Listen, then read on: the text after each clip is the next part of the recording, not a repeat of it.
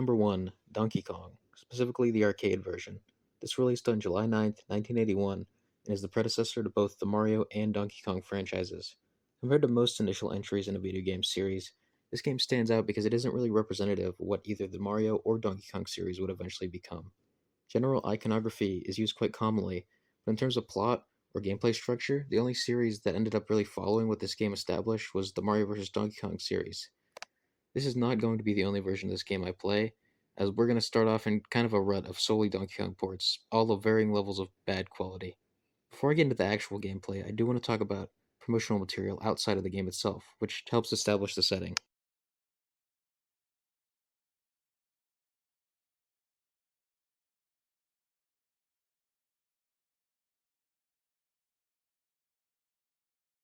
Start with these two pieces of art. The left one is the primary piece of promotional art used to represent this game in Japan, while the one on the right is used much more in the US. That isn't to say the left image isn't also used in the US, but the right one seems to be way more recognizable here from what I've seen. I actually like the way both of them convey the same concept quite differently, though only the left one is really kept for when these games actually use this art. From what I could tell, Japanese promotional material doesn't really give many details in terms of the story. I don't even think they give the protagonist a name, and the only context we're given is that a lady has been kidnapped and captured by Donkey Kong and taken to a construction site. The US gives much more context, and even gives the hero a profession and a name, where he's a carpenter named Mario. Yes, even though Jumpman is used for a name during this time, which I'll show you in a little bit, Mario has been Mario since the series has started. As for the lady you have to save, she doesn't have a name yet. She'll get one by 1982, so she isn't nameless for very long. But as far as I could tell, she doesn't go by Pauline yet. Though I do want to clarify that Lady isn't supposed to be her name either, it's just a descriptor. Donkey Kong is obviously Donkey Kong, but the Donkey Kong series itself will end up doing interesting things with him once it branches off into its own things. Here's a French poster which, while doesn't have tons of info, I find the implication that the tubs of cement are instead pans of boiling oil is pretty funny. Here's some art from the cabinet itself, with Mario being called Jumpman. It really just explains general gameplay mechanics, and that's about it, other than just using the name Jumpman. And then finally some more Japanese promotional stuff, though apart from new art, it doesn't really give any new info. On to the actual game now. Now, an interesting thing that helps set this game apart from many of the other games that came around in the same era is that it starts off with an opening cutscene that helps set up the story. It's not really a lot, it's just Donkey Kong climbing some girders and breaking them down so that Mario could climb them up, but it's more than most stories would have. So this first level, 25M, is definitely the most iconic part of the game. Mario jumps over barrels that Donkey Kong throws down from above, and Mario has to climb up the ladders and break down the barrels and everything. So the hammer is the first power-up in the series, and it really isn't that good. You have to be very precise with actually making sure the hammer hits the barrels, otherwise you'll just die, even if you're holding it. There's two kinds of barrels, the regular ones, which will fall down different ladders, just, I don't know what it's determined by, it's partially randomness, partially where you're at. There's blue ones that if they go to the bottom, it lights the oil barrel and it spawns a fire enemy, which is called a fireball. Even though the series at the time was supposed to be set in New York, which has been changed as it's gone on, there is supernatural elements even this early on. The thing about this game is that the levels are varying levels of difficulty, and they could either be super easy or super hard just depending on how unlucky you get, but this time it was pretty easy. The US version of the game is different in the fact that its level order is quite a bit different than the Japanese version. I'm playing the Japanese version here because it plays the levels in the actual order, but the US version does it a bit differently. The second level is 50M, which introduces accessories that Lady dropped, which are her hat, an umbrella, and her purse. And it introduces a conveyor belt mechanic, which has these cans of cement that go back and forth. And then it has ladders at the top, which go up and down. And if they're down, you can't climb all the way up and you have to wait. This level is removed in most versions of the game. Later ports will include it, but a lot of them just skip it. And this is the last level unlocked in the US version, so it's probably the most obscure out of the four that are featured in the game.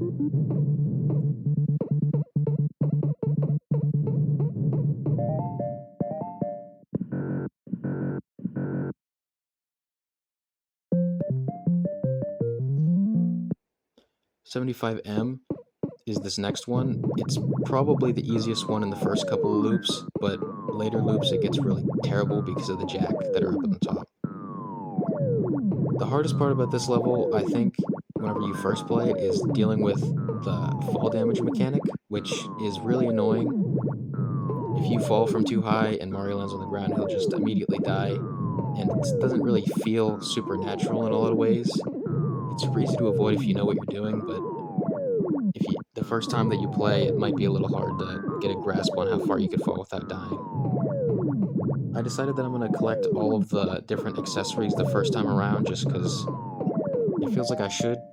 You know, this game doesn't have 100% qualifications or anything, but that's the closest I could think of besides the kill screen. And finally, we have 100M, which is the final level, and I think actually the easiest. You can get unlucky with how the enemies spawn, but in general, if you're planning where you're going beforehand, it's a lot easier to avoid where they're at. These are actually a different kind of enemy than the fire enemies from the first 3 levels. These are just fire instead of fireballs. I think they're actually a lot easier to dodge than the ones from the earlier levels, but that might just be the more open level design here and the more prominence of the hammers. The objective here is a little bit different. Instead of just getting to the top, you actually have to get rid of these little pieces inside the girders, which it makes it so Donkey Kong will fall from the top. Even in later difficulties, this level isn't that much harder. A couple more fireballs spawn and the guys climb up and down the ladder a bit quicker, but other than that, it's not that difficult.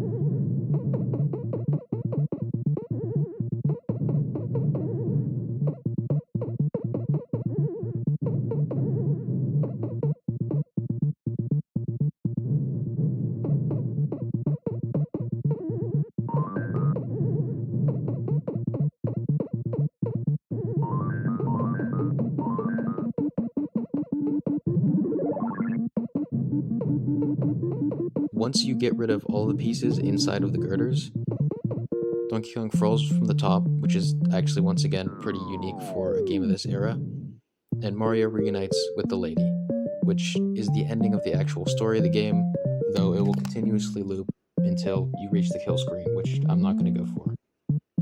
The levels do get a bit harder now, which is pretty noticeable. The barrel there that you saw falling, which usually falls directly into the oil drum, now falls to the right. And then in the third loop, it'll also do it in a different way. Donkey Kong will throw barrels a little faster and they'll go down the ladders more often, but there's not any actual new mechanics here. Like I said before, the actual level order is quite different in each version of the game. In the Japanese version, it has all 4 levels in order, so 25M, 50M, 75M, and 100M, but in the US version, it's actually a bit different. It goes 25M, then it goes straight to 100M, even though it's still listed as 50M. And then, after you beat the game in 100M, it goes back to 25, up to 75, then 100, and then it goes to 25, 50, 75, 100. So instead of 1, 2, 3, 4, it's 1, 4, 1, 3, 4, 1, 2, 3, 4. Personally, I much prefer the way the Japanese game does it, which is why pretty much any re-release that happens way later on decides to stick with this, though a lot of these early ports do stick with the level order from the US version.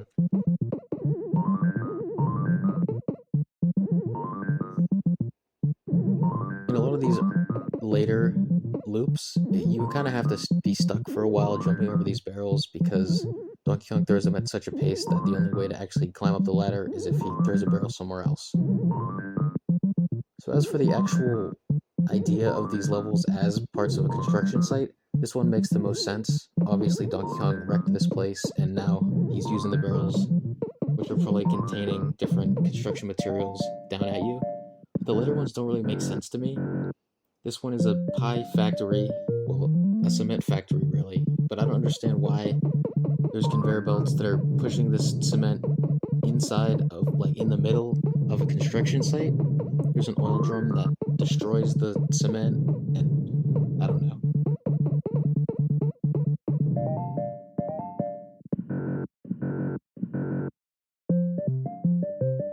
Next up is 75M, where I assume a lot of these elevators are used to transport material up and down, but it's at such the same pace every time, and there's a lot of disconnected platforms that seem to be floating, which is weird. The game never, I don't, as far as I can tell, there's nothing that ever actually gives context as to what is being built in this construction site. It's just kind of generically a construction site, which is interesting.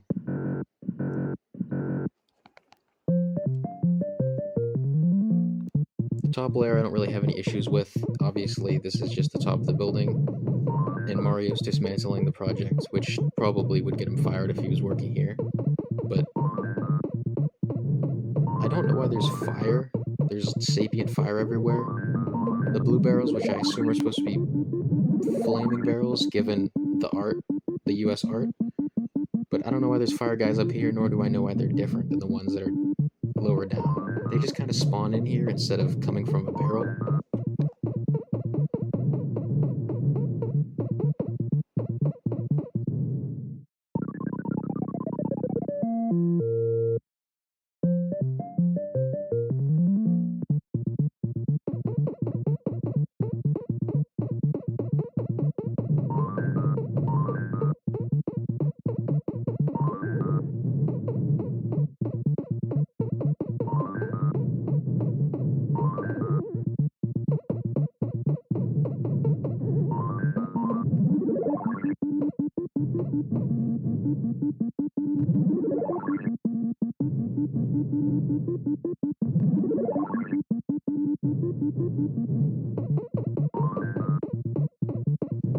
As you can see, the cluster of fire enemies on the right is why I would always recommend going for the top girders as fast as you can, because it's a lot easier to pass up and down through layers when you're at the bottom than when you're at the top.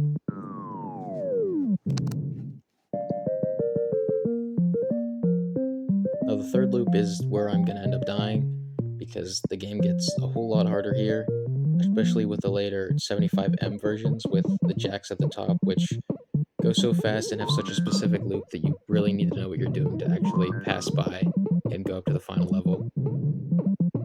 One thing I will say is I definitely wouldn't recommend using the hammers in this earlier level unless you're going for a high score. You could get a lot of points that way, but because of how much time it gives Donkey Kong to throw more barrels, it's kind of a liability if you're just trying to get as far into the game as you can. Each level has a bonus score thing which ticks down, and if it goes to the bottom, then eventually you'll end up dying, but it's really not something you should worry about unless you're trying to get high scores and sticking around in levels as long as you can.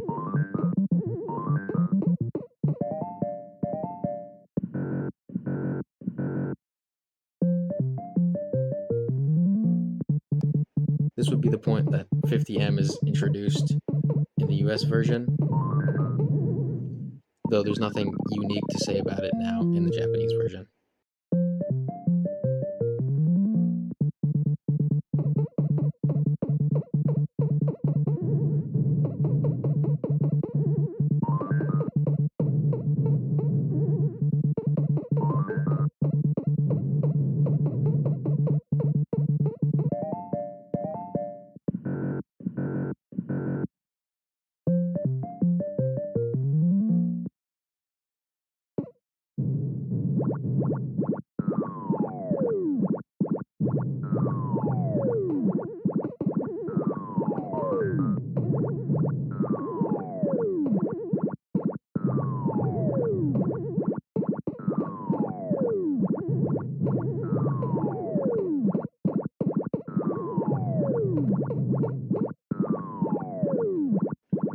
And this is where I die, because this part is extremely hard, even if you know what you're doing.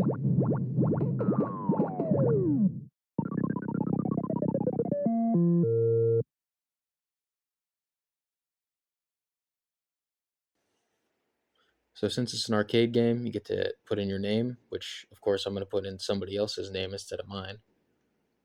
And yeah. So outside of the actual single player mode, there is a multiplayer mode, which is player 1 and player 2, just you're competing against yourself. It doesn't really require multiple people, so I'm just going to do it myself and use this opportunity to show off different things that I was curious about while I was playing.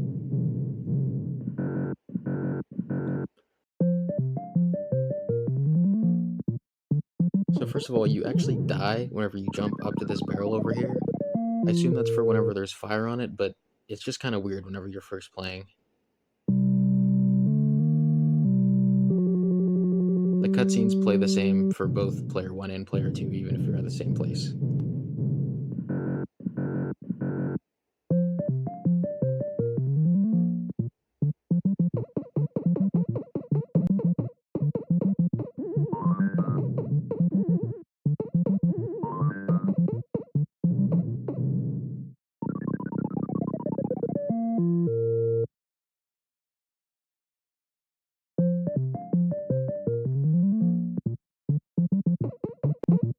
Now, up at the top, you can't actually climb the ladders to the left of Pauline here. If you do, it just pushes you back, which I think is an interesting way to handle that. In 100M, if you try to walk up to Donkey Kong up here, he actually kills you, which is different than how he's handled in earlier levels where he just pushes you back.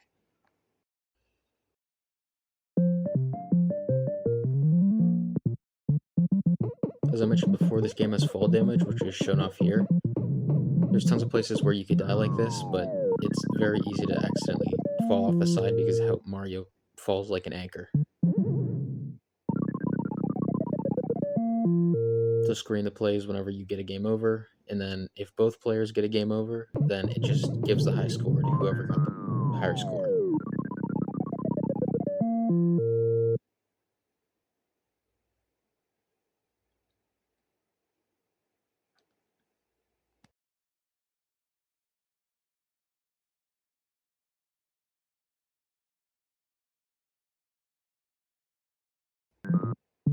And then finally, something I forgot to show off whenever I was in the 2-player mode, so I'm going to put it here, is what happens whenever the bonus timer runs out. It plays a unique sound effect, the timer gets red, and whenever it gets to 0, after a couple seconds, Mario will die.